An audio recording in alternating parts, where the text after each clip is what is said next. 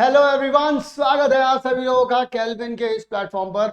आप सभी लोगों को बच्चों मैं बताना चाहता हूं कि हम सभी लोग आप लोगों के लिए मैथ्स का कंप्लीट कोर्स, जिसमें कि हम लोग सबसे पहले सेट चैप्टर को उठा रहे हैं और सेट चैप्टर के इस वीडियो में आप सभी लोगों का स्वागत है। हम लोग टॉपिक वाइज वीडियोस आप लोगों के लिए अपलोड करेंगे, एनसीईआरटी क्वेश्चंस भी आप लोगों के लिए अपलोड कर रहे हैं।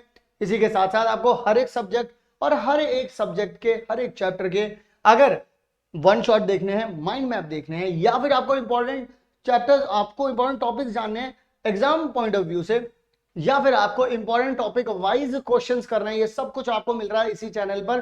प्लेलिस्ट वाले सेक्शन में नहीं गए हो तो जाओ।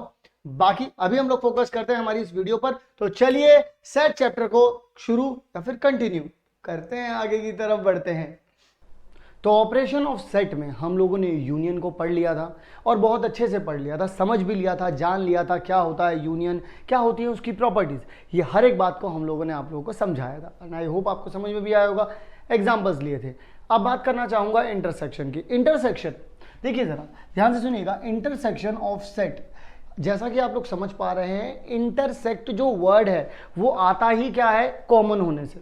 इंटरसेक्शन जो वर्ड आ रहा है यहाँ पे, ये जो चीज़ निकल करके आ रही है, इसका मतलब ही क्या आ रहा है यहाँ पर कि ये कुछ कॉमन होने की बात कर रहा है। कॉमन होने का मतलब क्या है, जैसे मान लीजिए एक एग्जांपल के तौर पर दो लाइंस हैं, ये एक लाइन है, ये दूसरी लाइन है, ये दोनों की दोनों लाइनें इंटरसेक्ट कर रही हैं कि नहीं कर रही हैं, एवरीवन बात को मानेंगे। और कहाँ पर कर रही हैं, इस वाले पॉइंट पर कर रही हैं। और जिस वाले पॉइंट पर कर रही हैं, ये वाला पॉइंट क्या है बच्चों, कॉमन पॉइंट है। ये एक्चुअल में क्या है, ये एक्चुअल में है कॉमन पॉइंट। ये क्या है, common point on both line. Similarly अगर आपसे बोला जाए इंटरसेक्शन ऑफ सेट, तो इसका मतलब आप ये बोलेंगे कि दो या दो से ज्यादा सेट का एक ऐसा पोर्शन जो दो सब में ही आ रहा हो। अगर दो सेट दे रखे हैं हमें, तो एक ऐसा पोर्शन तो दोनों के दोनों सेट में ही आ रहा हो, उसे हम क्या बोलेंगे बच्चों, उसे हम बोलेंगे intersection. Again intersection of set, है ना। जैसा कि आप लोग यहां पर देख पा रहे हैं, जैसा कि आप लोग यहाँ पर बच्चों बड़े ही आराम से, तसल्ली से इन चीज़ों को जो है यहाँ पर समझ पा रहे हैं और देख पा रहे हैं। जैसा कि ये देखिए, मैं इसे ब्लू कलर का कर रहा हूँ। इस वाले पोर्शन में क्या हो रहा है कि ए का भी पोर्शन आ रहा है और बी का ही पोर्शन आ रहा है। एक्चुअल में सही बात बोली जाए तो ये एक ऐसा पोर्शन है जो कि ए में भी है और बी में भी है। ए एंड बी है यहाँ पर, अगर आप यहाँ पर ध्यान से समझेंगे, ए एंड बी है। अगर हम लोग बात कर रहे हैं यूनियन वाले की, अगर हम लोग बात करते हैं, जैसे मैंने यहाँ पर एक वर्ड का यूज़ किया एंड का, क्योंकि यहाँ पर ए के एलिमेंट भी मिल रहे हैं और बी के एलिमेंट भी मिल रहे हैं। लेकिन अगर आपसे बात करता कोई, अगर आप ये बोल देते ए यूनियन बी बोल देते, मान लो थोड़ी देर के, अगर आप ए यूनियन बी बोल देते, तब उस सिचुएशन में क्या मानते हैं आप यहाँ पर बोलते हैं कि ए और बी का यूज़ होता है। अब बहुत सारे लोग याद करवाते हैं कि भाई आप और जब लिखा हुआ है तो यूनियन बोल देना, और जब एंड लिखा हुआ है तो इसका मतलब है कि आप इंटरसेक्शन बोल देना। लेकिन आप लोग इसके मतलब को भी समझ लो। इंटरसेक्शन जब कभी भी आपसे बात की जा रही है तो थोड़ा सा सोचो, इंटरसेक्शन, इंटरसेक्शन यानी कि ये वाला पॉइंट। अच्छा, इस वाले इतनी वाली जगह पर जितने भी एलिमेंट मिल रहे हैं वो वाले एलिमेंट तो ए में भी हैं और इसी के साथ साथ बी में भी हैं। कंपल्सरी है ये, इसमें भी है और इसमें भी है। लेकिन बच्चों अगर आप ए यूनियन बी की बात करते हैं तो ए यूनियन बी क्या कहता है, ए यूनियन बी कहता है कि यहाँ पर दो सेट हैं और ए यूनियन बी का मतलब तो ये सारे के सारे ही आ गए। अब किसको पता कि आप कौन सी जगह पर खड़े हो, भाई क्या पता आप इस वाली जगह पर खड़े हो, क्या पता आप इस वाली जगह पर खड़े हो, क्या पता आप इस वाली जगह पर खड़े हो। जब आप इस वाली जगह पर खड़े होंगे तो इसका मतलब क्या हो गया, इसका मतलब तो ये हो गया कि यहाँ पर तो सिर्फ ए वाले एलिमेंट मिलेंगे। यहाँ पर कौन से वाले एलिमेंट मिलेंगे, जो ए और बी दोनों में है वो वाले मिलेंगे। यहाँ पर कौन से वाले एलिमेंट मिलेंगे, जो सिर्फ बी वाले में है। इसका मतलब ये हो गया, यहाँ पर सही बोलना क्या रहेगा, ऐसे एलिमेंट जो या तो ए में हो जाए और बी में हो जाए। इसीलिए बोला जाता है जब कभी भी ए और बी की बात बोली जाए, ए यूनियन बी बोल दो या फिर ए और बी बोल दो, तो इसका मतलब आप समझ जाना कि यूनियन निकालने की बात ही हो रही है। अगर ए एंड बी बोल दिया कि find the elements from A and B, अगर एंड लगा दिया तो इसका मतलब इंटरसेक्शन, अगर और लगा दिया तो इसका मतलब क्या हो जाएगा, यूनियन। क्लियर है। चलिए जरा आगे की तरफ बढ़ते हैं और बात करते हैं, इंटरसेक्शन को थोड़ा सा और डीपली जानते हैं। हम लोग को एक सेंस समझ में आया कि इंटरसेक्शन का मतलब क्या हो जाएगा, एक ऐसा पोर्शन जो दोनों के दोनों सेट में आ रहा हो, यानी कि कुछ ऐसे एलिमेंट्स जो दिए हुए सेट में, दोनों सेट में हो, दो या दो से ज्यादा सेट में हो। ठीक है, चलो अब अगर ये बात समझ में आई है, अगर ये बात समझ में आई है तो इससे रिलेटेड क्वेश्चन होने ही बनते हैं भाई। देख लो ये वाला जो है इसके क्वेश्चन भी बनते हैं, आओ जरा क्वेश्चंस भी ट्राई करते हैं। सबसे पहले हम लोग यहाँ पर क्वेश्चंस के बारे में जो बात करेंगे, क्योंकि कॉन्सेप्ट छोटा सा है और छोटे से कॉन्सेप्ट को जैसे ही समझो तुरंत के तुरंत अगर उसको डाइजेस्ट कर जाना है, हजम करना है, तो हजम करने के लिए क्या करना पड़ेगा, क्वेश्चन करने पड़ेंगे। क्वेश्चन के लिए क्या करेंगे हम लोग, यहाँ पर देखिए हमारे पास ए दे रखा है, हमें बी दे रखा है, सी दे रखा है, डी भी दे रखा है। अब मुझसे कुछ क्वेश्चन पूछते हैं, वो कहते हैं कि ए इंटरसेक्शन बी बता, सी बता दो। तो इसका मतलब वो क्या कहना चाह रहे हैं, वो ये कहना चाह रहे हैं कि मुझे ऐसे एलिमेंट्स बताइए जो ए में भी हैं, जो सी में भी हैं। तो इसका मतलब अगर आप मैं ए और सी की बात करूं तो यहाँ पर 11 मुझे कॉमन दिख रहा है। क्या मुझे और कुछ कॉमन दिख रहा है? 13 यहाँ है नहीं, 15 यहाँ है नहीं, यहाँ का ना 3 है, ना 5 है, ना 7 है, ना 9 है। तो इसका मतलब सिर्फ एक ही एलिमेंट आ रहा है, ठीक है। अच्छा, वैसे एक एलिमेंट अगर किसी सेट में आता है तो उसे क्या बोलते हैं, उस सेट को क्या बोलते हैं जिसमें एक ही एलिमेंट हो? बिल्कुल सही, इसे बोलते हैं क्या, सिंगलेटन सेट, है ना। पुराना कॉन्सेप्ट भी रिवाइज करवा दिया आप लोगों को। चलिए जरा अगले क्वेश्चन के बारे में बात करते हैं। अगला सवाल क्या कहता है, अगले सवाल में जरा देखिएगा, आपसे कह रहे हैं कि बी इंटरसेक्शन डी बता दो, यानी कि वो एलिमेंट्स बताओ। क्या बताओ? मुझे वो एलिमेंट बताओ जो बी में भी है और डी में भी है। तो बी ये रहा और डी ये रहा। 15 इधर है, 15 नहीं है भाई। क्या 17 है? नहीं है। क्या यहाँ का 7 है? क्या यहाँ का 9 है? क्या यहाँ का 11 है? क्या यहाँ का 13 है? कुछ भी नहीं है भाई। इसका मतलब बी और डी में तो कुछ भी कॉमन नहीं आ रहा। अगर कॉमन नहीं आ रहा तो आप क्या बोलेंगे, एम्प्टी सेट है। क्योंकि भाई अगर कॉमन भी निकाल रहे हो, अगर इंटरसेक्शन भी निकाल रहे हो, तो इंटरसेक्शन भी तो एक अपने आप में सेट हुआ ना, हो गई होगा। तो इसका मतलब ये भी तो एक सेट हुआ। आप इसे चाहे ऐसे लिख दो, चाहे इसे ऐसे लिख दो।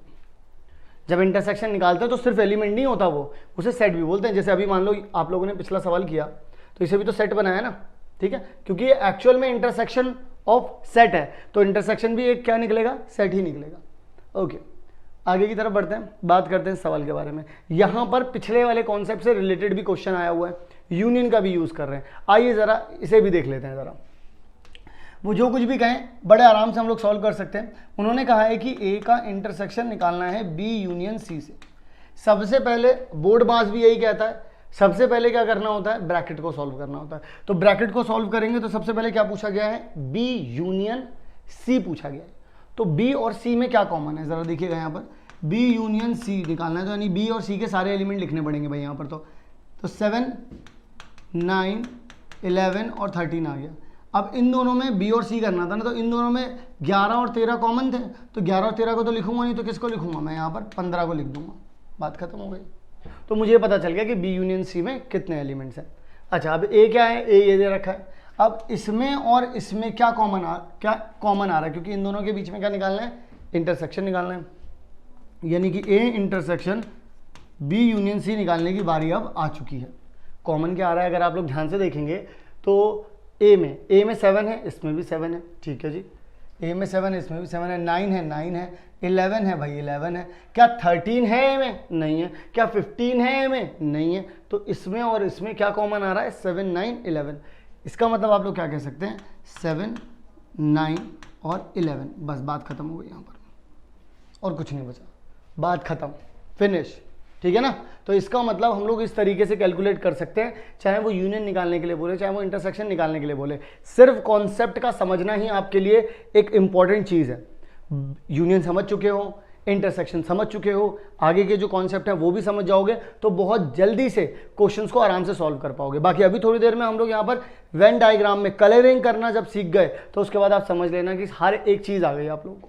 चलिए जरा बात करते हैं अगले सवाल के बारे में। अगला सवाल क्या कहता है हमसे, अगला सवाल अगेन हमसे पूछ रहा है, हमसे कह रहा है कि ए कुछ दे रखा है, बी कुछ दे रखा है, सी कुछ दे रखा है। कहते हैं कि ए का यूनियन बी इंटरसेक्शन सी के साथ निकालिए।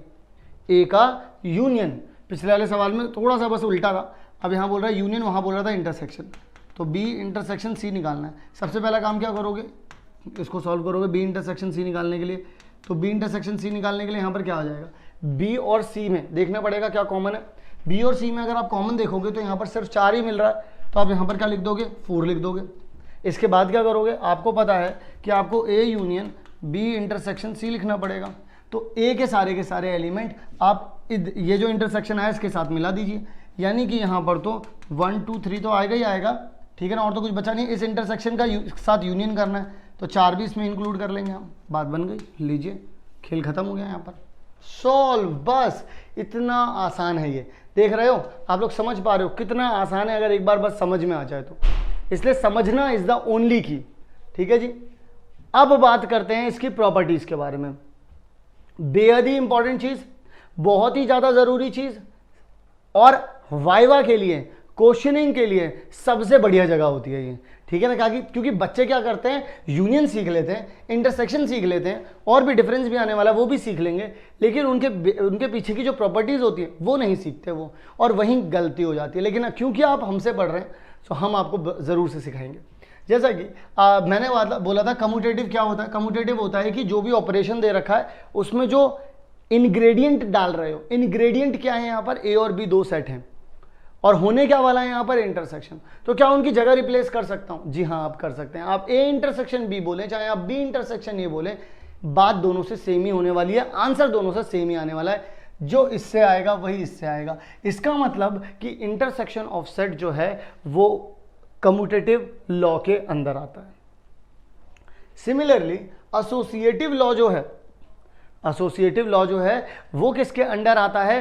एसोसिएटिव लॉ के अंडर आता है यहाँ पर, मतलब जो इंटरसेक्शन है वो भी एसोसिएटिव लॉ के अंडर आता है। मतलब आप दो सेट का, पहले दो दिए हुए दो सेट का इंटरसेक्शन करें, फिर तीसरे वाले के साथ करें, या फिर बाद वाले दो का करें फिर पहले वाले के साथ करें। आप जैसा भी करना चाहें आप वैसा कर सकते हैं, पूरी खुली छूट है आपको। बस आपको इतना ध्यान रखना है बच्चों, किसका ध्यान रखना है? बस आपको इतना ध्यान रखना है कि एक बार में दो करें, फिर उसके बाद तीसरा वाला चाहे बाद वाला उठा लें, चाहे बाद वाले पहले दो कर लें फिर ये उठा लें। इसे क्या बोलते हैं? Associative law.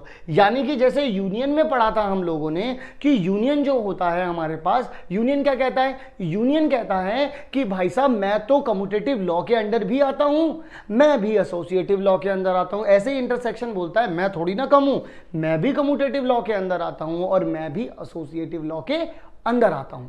समझ गए भाई? चलिए जरा आगे की तरफ बढ़ते हैं। Law of phi and union, इसके बारे में भी जान लेते हैं। Law of phi and union का मतलब क्या है कि अगर आप लोग यहां पर इंटरसेक्शन निकालते हैं, लॉ ऑफ फाई रहेगा वैसे तो यहां पर, लॉ ऑफ यूनियन तो यहां पर करवाया हुआ है। लॉ ऑफ यूनियन यहां पे मैंने बता दिया, एक यहां पर सिर्फ फाई वाला है। तो लॉ ऑफ फाई में क्या है कि अगर मैं इंटरसेक्शन निकालता हूं किसी भी फाई के साथ तो मुझे इंटरसेक्शन में फाई ही मिलेगा। क्यों मिलेगा? क्योंकि फाई के अंदर तो कुछ भी नहीं लिखा है, ए के अंदर जो भी एलिमेंट लिखे होंगे लिखे होंगे। अब अगर आप ए के अंदर 5 एलिमेंट लिख दो और एक सेट के अंदर कुछ भी मत लिखो, अब उन दोनों में कॉमन निकालोगे तो क्या निकलेगा? कुछ भी नहीं। तो इसीलिए इंटरसेक्शन विद फाई कितना आता है? फाई। इंटरसेक्शन विद इटसेल्फ कितना आता है भाई? जैसे हम लोगों ने आइडेम्पोटेंट में नहीं बताया था, वो जो भी सेट लोगे, जो भी एलिमेंट लोगे उसका उसी के साथ कर लो, उसे बोलते हैं आइडेम्पोटेंट। तो जैसे वहां पर भी आइडेम्पोटेंट में क्या किया था, ए का यूनियन ए के साथ निकाला था तो ए आ गया था। सिमिलरली यहां पर आप क्या करेंगे, ए का इंटरसेक्शन ए के साथ निकालेंगे तो कितना आ जाएगा आपके पास? ए आ जाएगा। इसे क्या बोलते हैं? Idempotent law. ठीक है, मतलब आपसे कोई ये नहीं पूछेगा आइडेम्पोटेंट लॉ बताओ, आपसे पूछेगा कि इंटरसेक्शन में जो आइडेम्पोटेंट लॉ होता है क्या वो वेरीफाई होता है, क्या वो उसके अंडर आता है? तो आप बोलेंगे हाँ आता है। इसीलिए यहां पर बोलेंगे लॉ ऑफ यूनिवर्सल। तो यूनिवर्सल का तो मतलब ये हो गया कि अगर आप किसी भी एक सेट को यूनिवर्सल के साथ इंटरसेक्शन करेंगे तो आपको दोबारा से ए ही मिलना है। सॉरी यहाँ पर यूनियन करेंगे, अगर आप इंटरसेक्शन करेंगे, एक मिनट, अगर आप इंटरसेक्शन करेंगे तो आपको कितना मिल जाएगा? यहाँ पर आपको ए ही मिलेगा। ओके, क्योंकि पूरी दुनिया में और उस एक सेट में कॉमन क्या हुआ? वो एक सेट कॉमन हुआ। ठीक है बच्चा लोग, क्या आप लोगों को यहाँ तक की बात बहुत अच्छे से क्लियर है? अगर आप लोगों को यहाँ तक की बात बहुत अच्छे तरीके से क्लियर हो गई है तो अब हम लोग आगे की तरफ बढ़ सकते हैं और बात कर सकते हैं अपने अगले टॉपिक के बारे में, क्योंकि हम लोगों ने यूनियन और इंटरसेक्शन एक बहुत ही इंपॉर्टेंट दो कॉन्सेप्ट थे हमारे जो हम लोगों ने सीख लिए। अब जो आने वाले कॉन्सेप्ट हैं वो और भी ज़्यादा ईजी हैं, मज़ा ही आ जाएगा आप लोगों को। और जब ये सब कुछ आप सारे ऑपरेशन सीख लोगे उसके बाद आएंगे हम लोग हमारी वर्ड प्रॉब्लम पर। तो आई होप आप लोगों को यहाँ तक की सारी चीज़ें क्लियर हो गई होंगी। अब अपन लोग बढ़ते हैं आगे की तरफ। सो आई होप आप सभी लोगों को ये वीडियो भी पसंद आ गई होगी एंड आप लोग कॉन्सेप्ट भी समझ चुके होंगे। लेकिन इसके बाद जो अगला वाला टॉपिक है क्या वो नहीं देखोगे? वो तो देखना जरूरी है। इससे पिछला वाला टॉपिक देखा था नहीं देखा था? वो भी जाके देख लेना। तो आप लोगों को मैं क्लियर कर दूं कि आपके पास अगली वाली जो वीडियो वो ऑलरेडी अपलोडेड है, तो टाइम वेस्ट मत करो, जल्दी से जाकर के देखो, प्लेलिस्ट में जाओ, प्लेलिस्ट में आप लोगों को पूरा चैप्टर वहां पर मिल जाएगा। इसी के साथ साथ वन शॉट हो चाहे माइंड मैप हो, हर एक चैप्टर का वो टॉपिक हो जिससे जो एग्जाम में आने वाला है, चाहे वो जानना हो या फिर हर एक चैप्टर के टॉपिक वाइज क्वेश्चंस करने हो, सबकी प्लेलिस्ट आप लोगों को दे रखी है। Go and check our playlist section. तो मिलता हूं आप सभी लोगों से इसी तरीके की नेक्स्ट वीडियो में, तब तक के लिए आप सभी लोग अपना ध्यान रखें।